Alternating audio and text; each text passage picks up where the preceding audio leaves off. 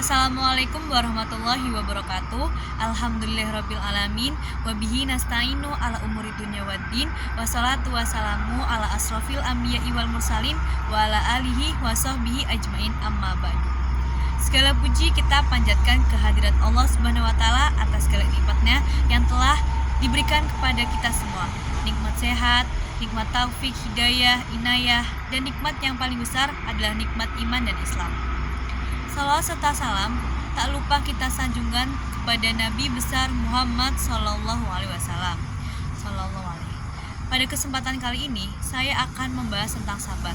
Sebagaimana kita sebagai manusia sering sekali dikecewakan oleh sebuah harapan. Agar kita terhindar dari rasa kecewa tersebut, kita harus menerima segalanya dengan rasa sabar dalam menerima apapun yang Allah berikan kepada kita. Apa sih sabar itu? Sabar adalah pengendalian hati atau pengendalian diri terhadap hal-hal yang kita tidak inginkan dan menahan lisan agar tidak mengeluh karenanya. Kita akan tahu mana orang yang sabar dan mana orang yang menyerah. Ketika orang mendapat sebuah musibah, orang tersebut diam saja dan tidak berusaha melakukan apapun agar keadaan menjadi lebih baik.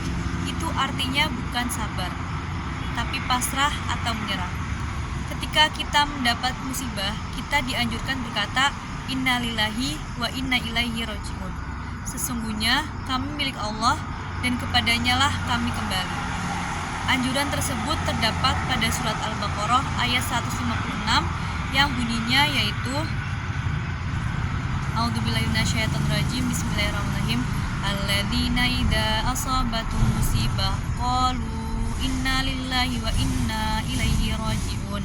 Sabar berasal dari bahasa Arab yaitu as-sabru yang berarti tahan. Dari makna kata tersebut dapat dipahami bahwa sabar adalah sikap tahan lama, tahan banting dan tak mudah hancur. Dengan kata lain, sabar dapat diartikan sebagai sikap yang tidak lemah dan tidak mudah menyerah dalam menghadapi setiap ujian yang diberikan Allah Subhanahu wa taala. Sampai kapan sih kita harus sabar? Hatta atanal yakin, yaitu hingga datang kepada kami kematian. Artinya, kita harus selalu sabar sampai akhir hayat kita. Allah memberi ujian kepada setiap manusia itu sama, hanya berbeda berupa apa ujiannya. Dan Allah tidak akan memberi ujian kepada manusia di luar batas kemampuannya.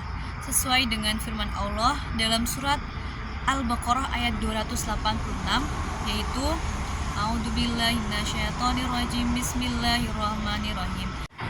La yukallifullahu nafsan illa wus'aha laha ma kasabat 'alaiha ma kasabat. Rabbana la tu'akhidna in nasina aw akhtana. Rabbana wa la tahmil 'alaina isran kama hamalta 'alal ladzina min qablina. Rabbana wa la tuhammilna ma la taqata lana bihi wa'fu 'anna waghfir lana warhamna anta maulana fansurna 'alal qaumil kafirin. Artinya Allah tidak akan membebani seseorang melainkan sesuai dengan kesanggupannya. Dia mendapat pahala dari kebajikan yang dikerjakannya dan dia mendapat siksa dari kejahatan yang diperbuatnya.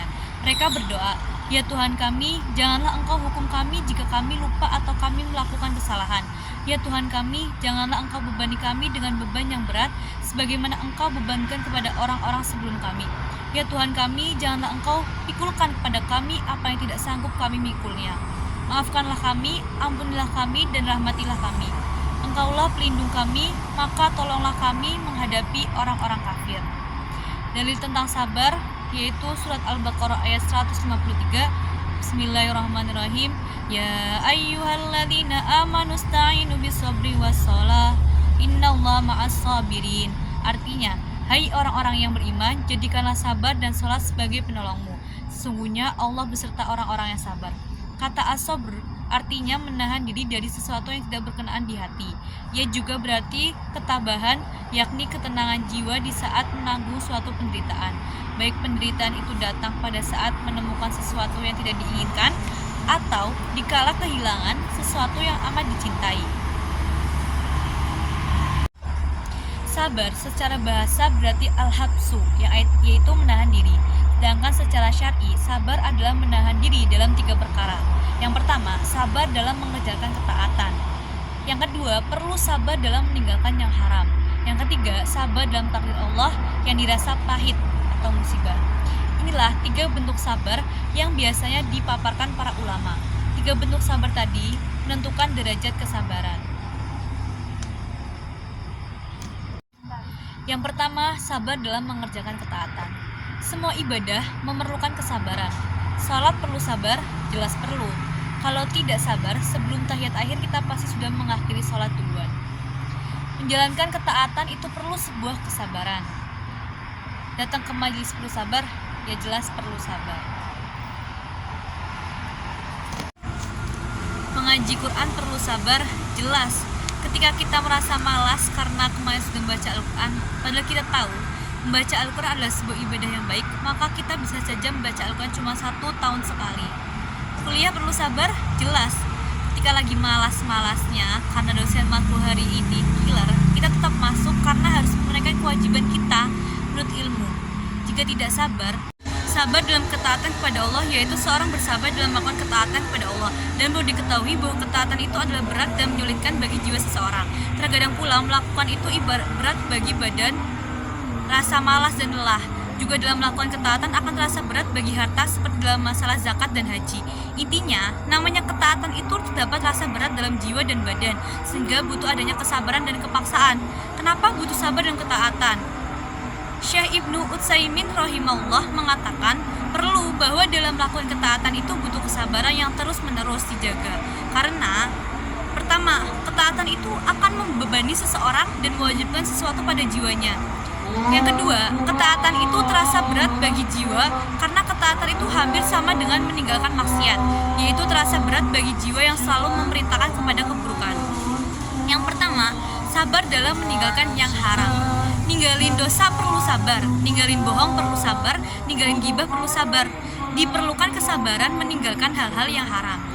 Derajatnya lebih tinggi dari mengerjakan ketaatan, sebab semua umat Islam bisa melaksanakan ketaatan, tapi hanya pilihan Allah yang bisa meninggalkan kemaksiatan. Ingatlah bahwa jiwa seseorang biasa memerintahkan dan mengajak kepada kejelekan, maka hendaklah seseorang menahan diri dari perbuatan-perbuatan haram, seperti gibah sama teman, bohong ke orang tua, uangnya buat beli buku, nyatanya buat jalan-jalan, izin gak masuk matkul karena sakit, nyatanya karena malas, dan berbagai macam bentuk kemaksiatan lainnya. Seseorang harus menahan diri dari hal-hal semacam ini sampai dia tidak lagi mengerjakannya, dan ini tentu saja membutuhkan pemaksaan diri dan menahan diri dari hawa nafsu yang mencekam. Katanya ulama, buat ngerjain ketaatan Allah kasih 300 derajat pahala dari kesabaran tersebut. Buat ninggalin dosa, Allah kasih 600 derajat dari kesabaran tersebut. Sabar menghadapi takdir yang pahit. Tidak ada ceritanya manusia di muka bumi ini tidak diuji. Ujian setiap manusia sama-sama besarnya. Musibah paling besar datangnya ke para nabi. Semakin tinggi pohonnya, semakin kencang anginnya. Dan ketika semakin tinggi pohonnya, harus semakin kuat pula akarnya, supaya tidak mudah dikalahkan.